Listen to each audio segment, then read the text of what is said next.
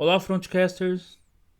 Sou o professor Edgares Munhoto, filósofo, doutor em ciências sociais, analista geopolítico e quero conversar com vocês hoje sobre a OTAN árabe.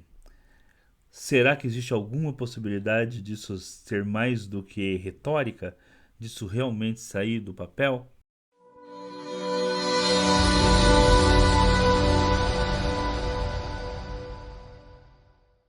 O Israel atacou o Catar, né? Fez um ataque lá ao Catar.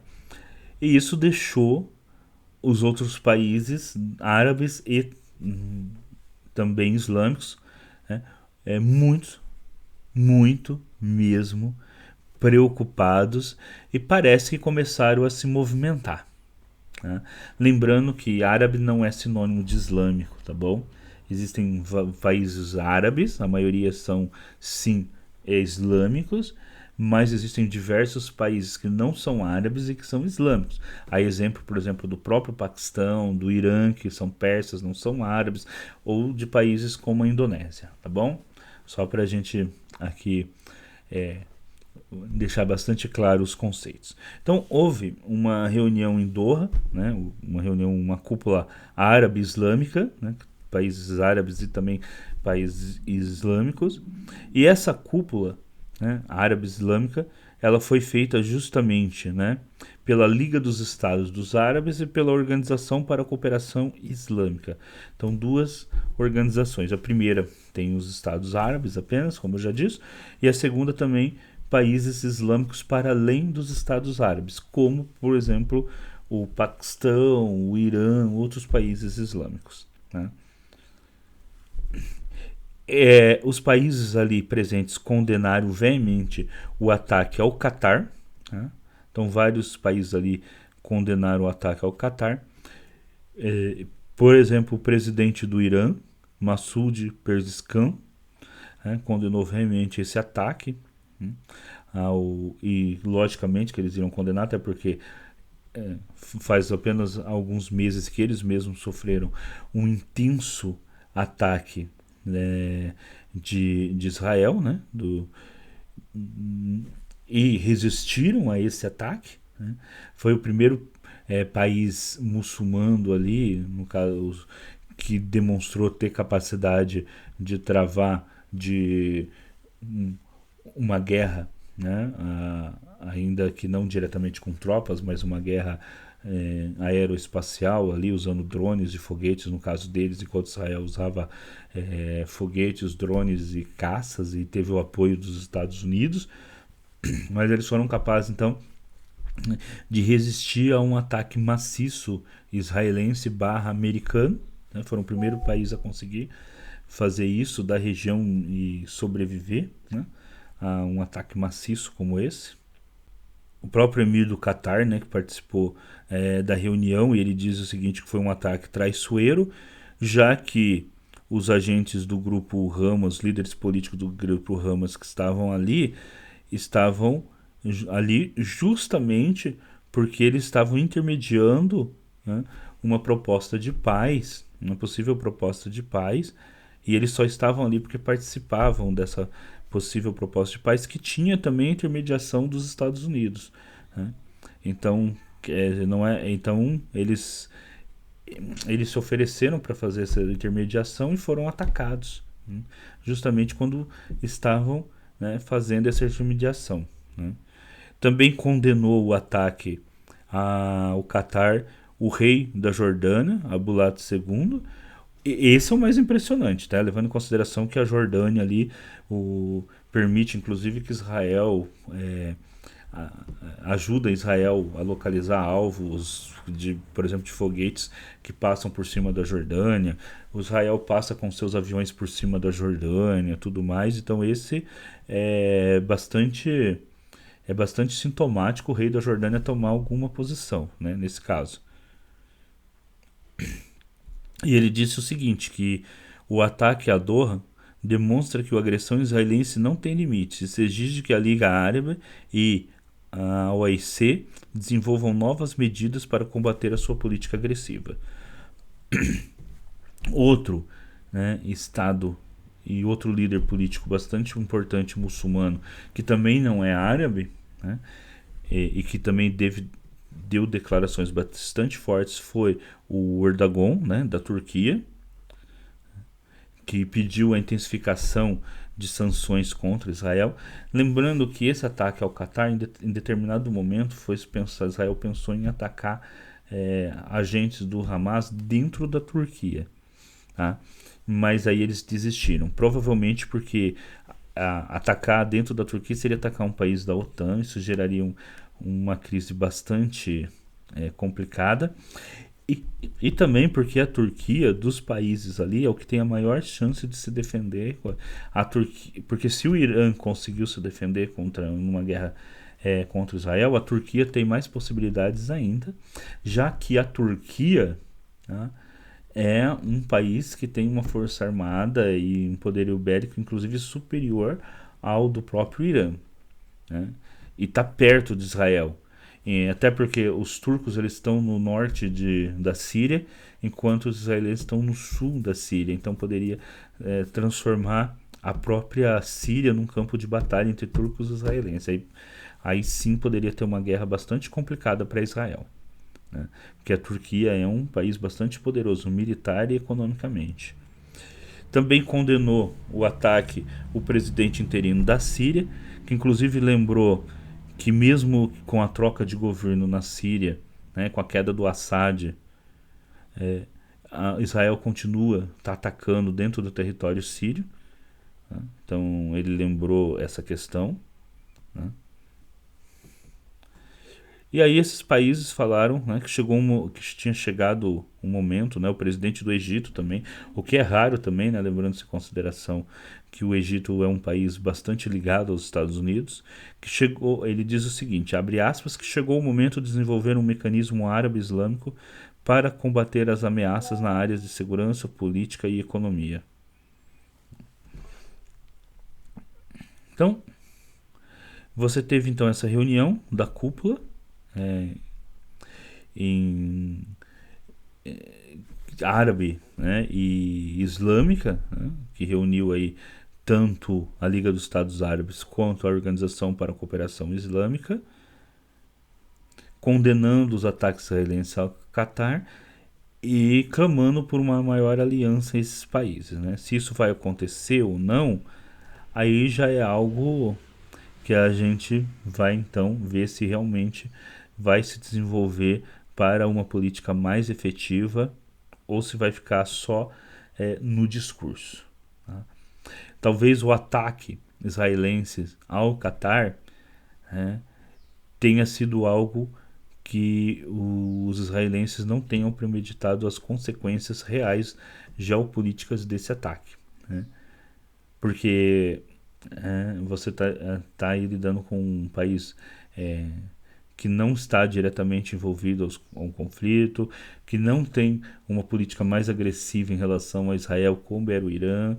Talvez aí, nesse caso, os israelenses não tenham realmente pensado nas consequências disso, né? Neste caso, parece que, veja bem, olha a intensidade do ataque ao Irã e não teve essa reação que teve com o ataque ao Catar, né?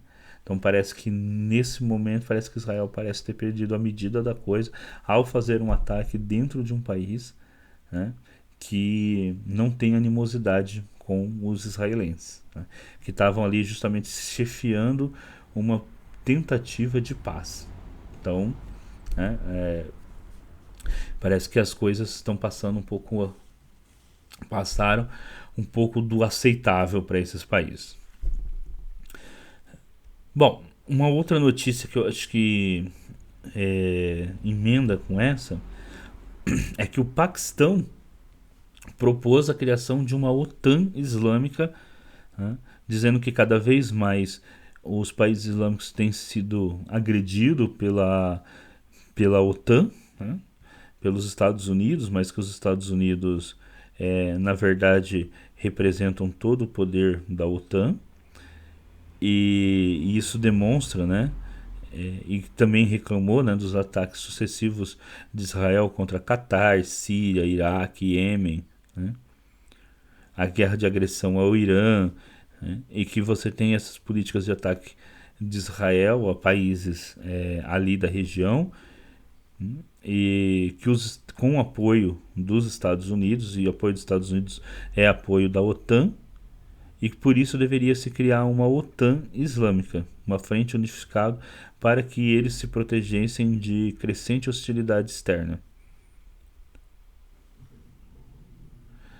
Então, essa é a proposta, né, do Paquistão. Lembrando que o Paquistão, dos países islâmicos, né, é o único que tem armamentos nucleares. Então, provavelmente, ele teria uma, um papel, né, de liderança em uma possível organização como essa, né?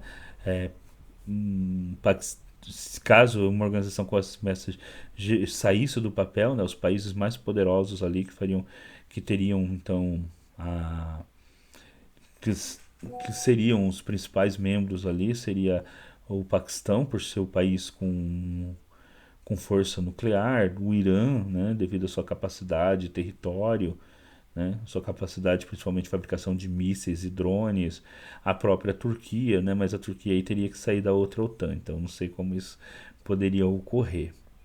O Egito e a Arábia Saudita seriam países nesse sentido muito poderosos ali, né.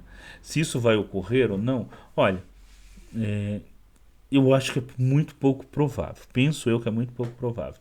Mas só o fato desses discursos terem sido ah, colocados vai servir como um alerta ali para os Estados Unidos, principalmente, talvez, né? é, e se bem que nós temos o Trump nos Estados Unidos nesse momento, né? Mas conter os ímpetos de Israel, principalmente é, quando se fala em ataques contra países como o Catar, que gerou uma indignação geral ali na região, né? E um medo de quem vai ser o próximo. Tá? Lembrando que hoje o Paquistão, que já foi um aliado preferencial dos Estados Unidos, se afastou bastante dos Estados Unidos, inclusive comprando aviões de fabricação chinesa, e que foi graças a esses aviões de fabricação chineses que o Paquistão conseguiu deter recentemente, né, um ataque da Índia em seu território. Né? Os aviões de fabricação chineses se demonstraram bastante aptos para confrontar os aviões de fabricação americana que os indianos estavam usando no último conflito que nós vimos esse ano mesmo entre os dois países, né, que teve ali, apesar dos aviões de nenhum dos países ter passado o espaço aéreo do outro, eles travaram, né, uma guerra ali, né, travaram combates aéreos, mesmo um estando na fronteira, estando nas suas próprias fronteiras, né, já devido até ao próprio alcance que esses mísseis disparados de aviões têm. Então o Paquistão seria naturalmente um líder como uma organização como esta. E teriam países como o Irã que teriam muito interesse de participar com uma organização como essa, já que se firmar uma aliança desse porte com um país como o Paquistão, daria ao Irã, sem ele precisar fabricar armas nucleares, um guarda-chuva nuclear vindo do Paquistão. Então penso eu que se o Paquistão realmente, se não fosse só retórica, mas o Paquistão realmente colocar isso como uma política e marchar por uma política para fazer com que isso venha acontecer, vai gerar grandes problemas para os Estados Unidos na região. Né? Lembrando que nos últimos 20 anos nós vimos ali a invasão do Afeganistão, nós vimos a destruição do Iraque, da Líbia, da Síria. Né? Então, exemplos do que os Estados Unidos podem fazer ali na região não faltam. E esses países parecem estar ali marchando para se contrapor, né, a essa constante intervenção dos Estados Unidos em países ali da região. Né.